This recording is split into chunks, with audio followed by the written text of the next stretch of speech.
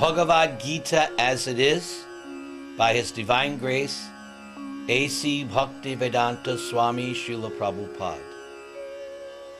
Before narrating and explaining this Bhagavad Gita, I shall begin by reciting some prayers which were sung by Bhishma Dev, one of the figures of the Mahabharata, which he offered at the end of the Battle of Kurukshetra, as he was lying on the bed of arrows and giving up his air of life before the beautiful form of Krishna. And the selections that I read deal specifically with the Battle of Kurukshetra and the Bhagavad Gita. Bhishma Dev said, Sri Krishna is the intimate friend of Arjuna. He has appeared on this earth in his transcendental body, which resembles the bluish color of the tamal tree. His transcendental body tracks everyone within the three planetary systems, upper, middle, and lower. And may his glittering yellow dress and his lotus face, covered with paintings of sandalwood pulp, be the object of my attraction, and may I not desire fruitive results. On the battlefield, where Sri Krishna attended Arjuna out of friendship, the flowing hair of Lord Krishna turned ashen due to the dust raised by the hoofs of the horses, and because of his labor, beads of sweat wetted his face. All these decorations, intensified by the wounds dealt by my sharp arrows, were enjoyed by him. Let my mind thus go unto Sri Krishna. In obedience to the command of his friend, Lord Sri Krishna entered the arena of the battlefield of Kurukshetra between the soldiers of Arjuna and Duryodhana, and while there, he shortened the lifespans of the opposite party by his merciful glance. This was done simply by his looking at the enemy. Let my mind be fixed upon that Lord Sri Krishna. And when Arjuna was seemingly polluted by ignorance, upon observing the soldiers and commanders before him, the Lord eradicated his ignorance by delivering transcendental knowledge in the form of Bhagavad Gita. May Lord Sri Krishna's lotus feet always remain the object of my attraction. Fulfilling my desire and sacrificing his own promise, the Lord got down from the chariot, took up its wheel, and ran towards me hurriedly, just as a lion goes to kill an elephant. He even dropped his outer garment on the way. And may that Lord Sri Krishna, the Supreme Personality of Godhead, who awards salvation, be my ultimate destination. On the battlefield, he charged me as if angry because of the wounds dealt by my sharp arrows. His shield was scattered, and his body was smeared with blood due to the wounds. And at the moment of death, let my ultimate attraction be to Sri Krishna, the personality of Godhead. I concentrate my mind upon him, who is the chariot driver of Arjuna, who stood with a whip in his right hand and a bridle rope in his left. He was very careful to give protection to Arjuna's chariot by all means. And those who saw him on the battlefield of Kurukshetra attained their original forms after death. Jai Shri Krishna.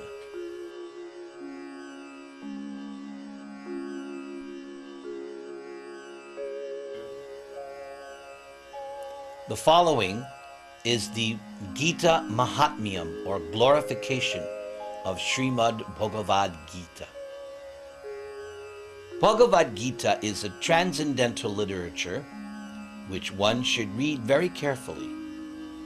If one properly follows the instructions of Bhagavad Gita, one can be freed from all miseries and anxieties of life. One will be freed from all fears, and the next life will be spiritual. If one reads Bhagavad Gita very sincerely and with all seriousness, then by the grace of the Lord, the reactions of one's past deeds will not act upon one. One may cleanse him or herself daily by taking bath in water. But if one takes a bath even once in the sacred Ganges water of the Bhagavad Gita, then the dirt of material life is altogether vanquished. And because Bhagavad Gita is spoken by the Supreme Personality of Godhead, one need not read any other Vedic literature. One need only attentively and regularly hear and read Bhagavad Gita. In the present age, people are so absorbed in mundane activities that it is not possible for them to read all the Vedic literatures. But that is not necessary. This one book, Bhagavad Gita, will suffice, because it is the essence of all Vedic literatures, and especially because it is spoken by the Supreme Personality of Godhead himself, Lord Sri Krishna. One who drinks the water of the Ganga attains salvation. So what to speak of one who drinks the nectar of Bhagavad Gita? Bhagavad Gita is the essential nectar of the great work Mahabharata, and it is spoken by Lord Krishna himself, who is the original Vishnu. This Gita-upanishad, Bhagavad Gita, is the essence of all the Upanishads. It is just like a cow, and Lord Krishna, famous as a cowherd boy, is milking this cow. Arjuna is just like a calf, and learned scholars and pure devotees are to drink the nectarian milk of Bhagavad Gita.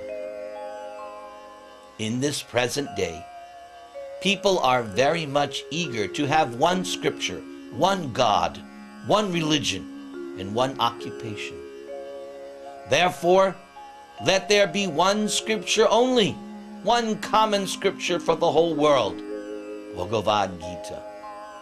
Let there be one God for the whole world, Lord Sri Krishna. Let there be one hymn, one mantra, one prayer, the chanting of his holy name, Hare Krishna, Krishna Krishna, Hare Hare, Hare Rama, Rama Rama, Hare Hare. And let there be one work only, the service of the Supreme Personality of Godhead. Om Tat Sat.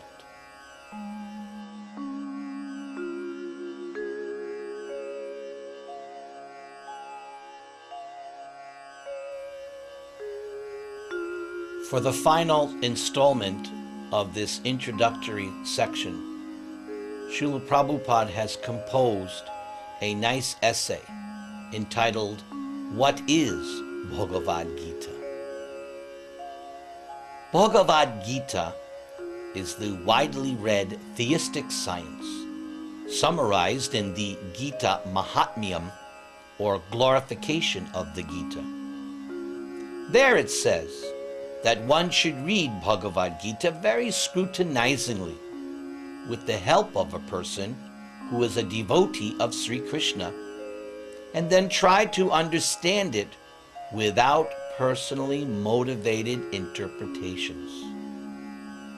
The example of clear understanding is there in the Bhagavad Gita itself, in the way the teachings are understood by Arjuna, who heard the Gita directly from the Lord.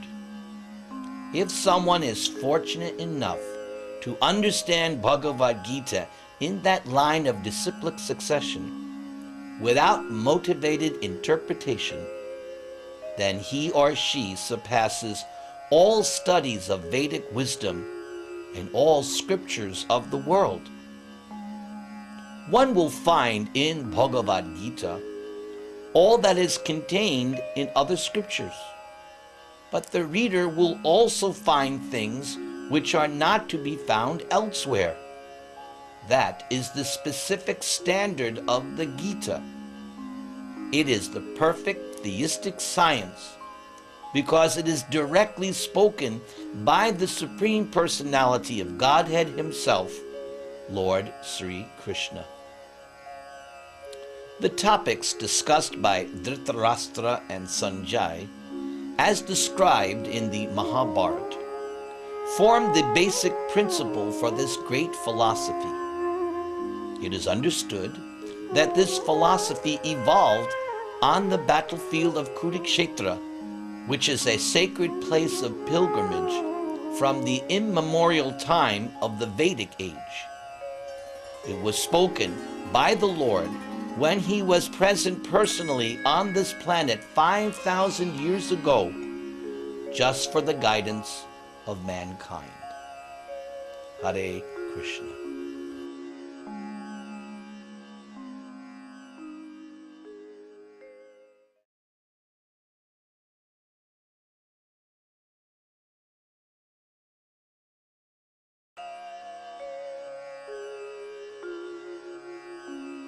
Bhagavad Gita as it is.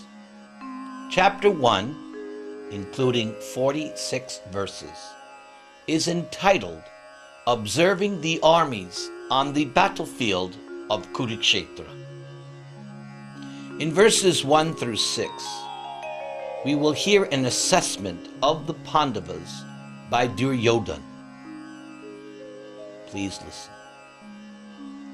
Dhritarashtra said, O Sanjay, after my sons and the sons of Pandu assembled in the place of pilgrimage at Kurukshetra, desiring to fight, what did they do? So the scene is that this is a fratricidal war about to take place. Two families, the Pandavas and the Kauravas, are about to engage in a war which will determine who will rule the earth. The Kauravas are headed by Duryodhana, and the Pandavas, headed by Arjuna, are on the other side. Dhritarashtra is blind, his secretary is Sanjaya, and although they are not directly present on the battlefield but are situated some distance away, Sanjaya, by means of mystic television, he has the ability to see in his heart what is going on the battlefield. And this will be revealed later on. It is all due to the grace of his guru, Vyasadeva. So Sanjaya is viewing the actual events by this mystic vision in his heart and is relating everything to his master Dhritarashtra, who was blind. Sanjaya said, O king, after looking over the army arranged in military formation by the sons of Pandu, King Duryodhana went to his teacher, Dronacharya, and spoke the following words. Duryodhana said, O my teacher, behold the great army of the sons of Pandu, so expertly arranged by your intelligent disciple, the son of Drupad, known as Drishtadyumna. So this Drishtadyumna was the son of Dronacharya's enemy. There was a quarrel between Dronacharya and King Drupad, and therefore King Drupad begot a son who would be able to kill Dronacharya. And yet Dronacharya, being a very advanced transcendentalist, a Brahmana, he did not hesitate to instruct this particular son, even though he knew that this son would be the cause of his death. And that's why Duryodhana is speaking in this way to his Dronacharya teacher. Here in this army are many heroic bowmen equal in fighting to Bhima and Arjuna. Great fighters like Yuyudhan, Virata, and Drupad. There are also great heroic powerful fighters like Drishtaketu, Chaitanya, Kashiraj, Purujit, Kuntibhoja, and Shaibya. There are the mighty Yudhamanyu, the very powerful Uttamauja, the son of Subhadra, and the sons of Draupadi. All these warriors are great chariot fighters. So after giving an assessment of the other side, now Duryodhana, he will give an assessment of his side, the Kurus. But for your information, O best of the Brahmins, let me tell you about the captains who are especially qualified to lead my military force. There are personalities like you, Bhishma, Karna, Kripa, Ashvatthama, Vikarna, and the son of Somadatta called Bhurishrava. And they are always victorious in battle. There are many other heroes who are prepared to lay down their lives for my sake. Now that's very significant, because although Duryodhana is very confident that he will come out victorious, actually it appears that the goddess of fortune is speaking through his own words, because indeed all of these people will lay down their lives for his sake, himself included, as the outcome of this battle will be that Arjuna and his brothers, headed by Yudhishthira, will come out victorious by the plan and order of Sri Krishna. Duryodhana continues. All of them are well equipped with different kinds of weapons, and all are experienced in military science. Our strength is immeasurable, and we are perfectly protected by grandfather Bhishma, whereas the strength of the Pandavas, carefully protected by Bhima, is limited. So it is true, Bhishma Dev was the most valiant, most powerful warrior. So Duryodhana's assessment from the materialistic conception or point of view is well ascertained. Now listen. All of you must now give full support to grandfather Bhishma as you stand at your respective strategic points of entrance into the phalanx of the army. Duryodhana is quite the politician, because although Bhishma Dev is the greatest warrior on the battlefield, still he is advanced in age. So Duryodhana wants to make sure that all the other warriors give full protection.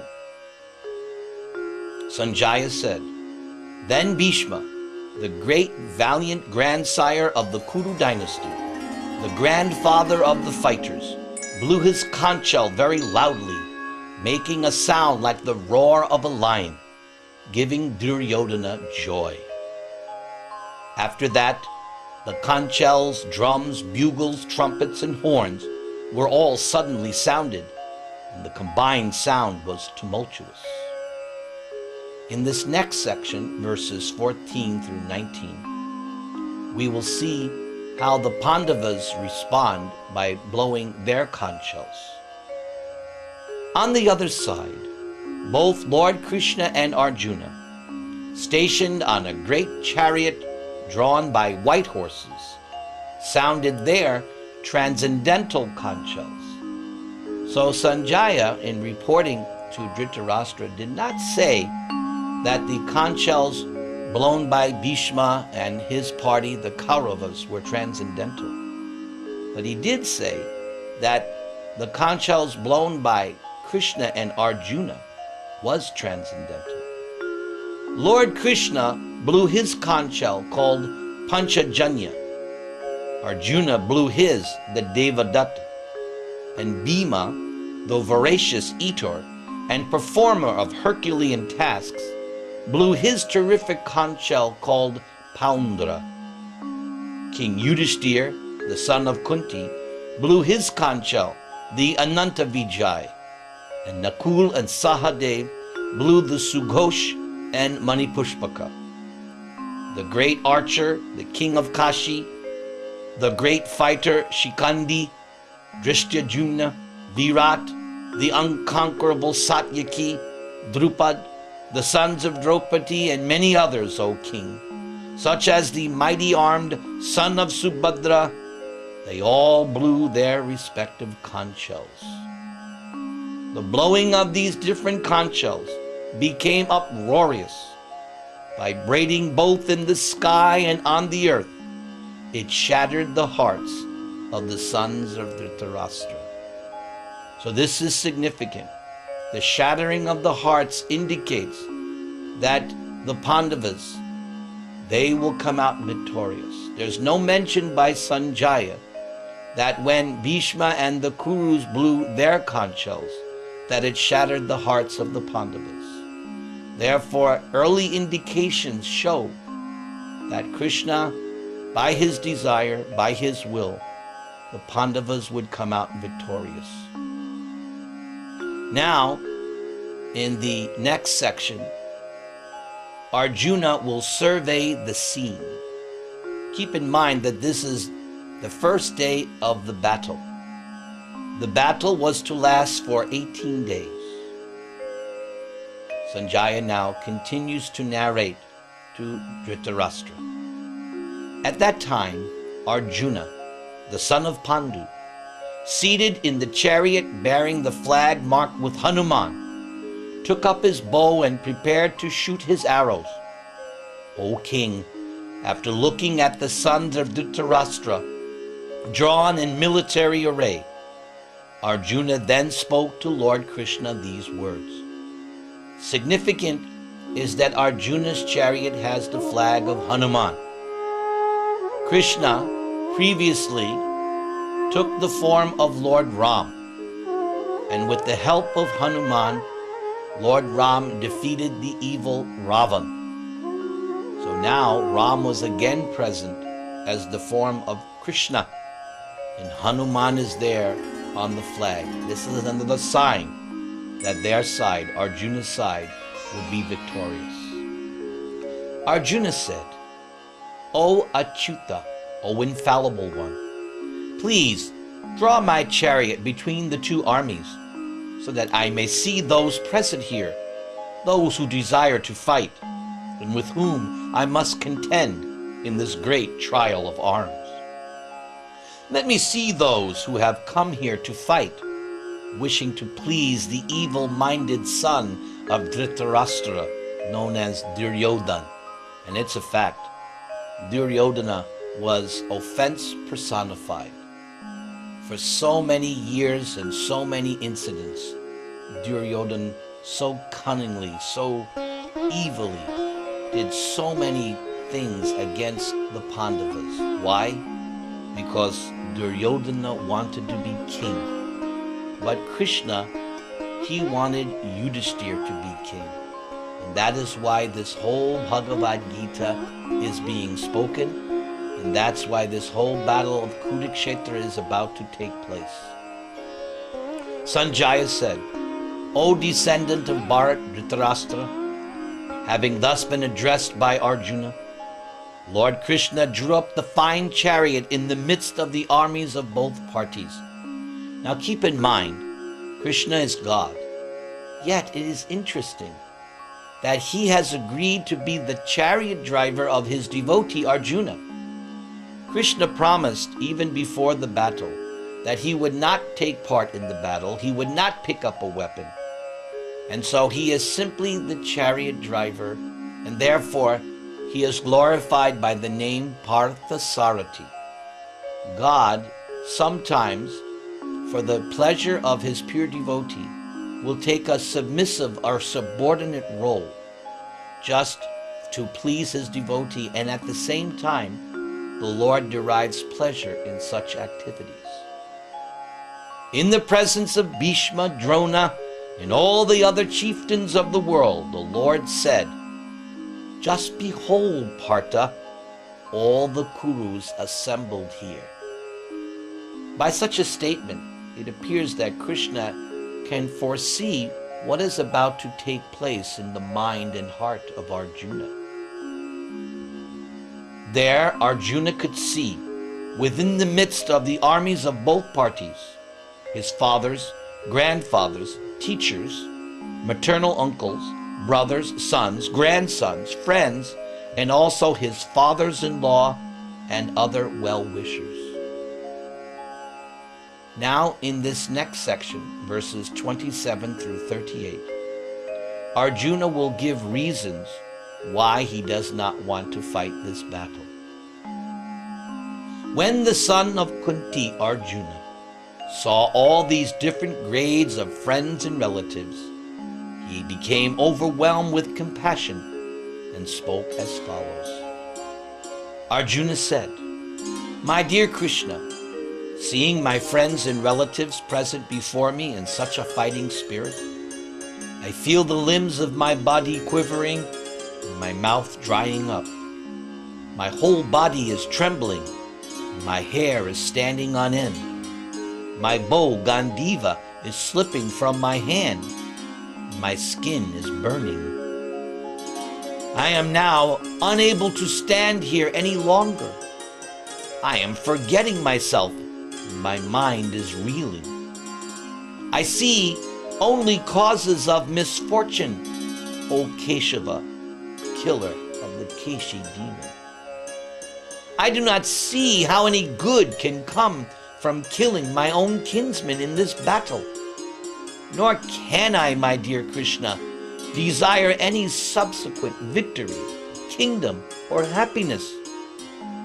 O Govinda, of what avail to us are a kingdom, happiness, or even life itself, when all those for whom we may desire them are now arrayed on this battlefield?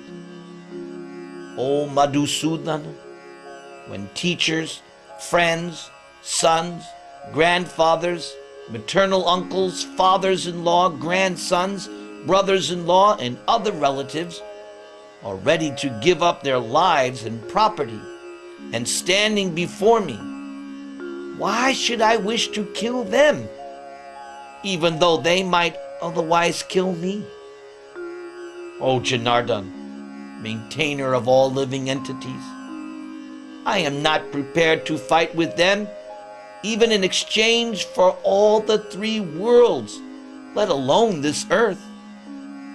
What pleasure will we derive by killing the sons of Dhritarashtra? After all, sin will overcome us if we slay such aggressors. Therefore, it is not proper for us to kill the sons of Dhritarashtra. What should we gain? And how could we be happy by killing our own kinsmen? O Janardhan, although these men, their hearts overtaken by greed, see no fault in killing one's family or quarreling with friends, why should we, who can see the crime in destroying a family, engage in these acts of sin? So it is apparent that Arjuna is beset with divine saintly qualities, and Krishna will confirm this later on in chapter 16. Notice how Arjuna very conscientiously is giving very good moral arguments why he doesn't want to fight this battle. And it's because he has the natural soft-heartedness of compassion, which are symptoms of a great devotee. So Arjuna is known as a Rajarshi. He is a warrior, a statesman, but at the same time, he's on the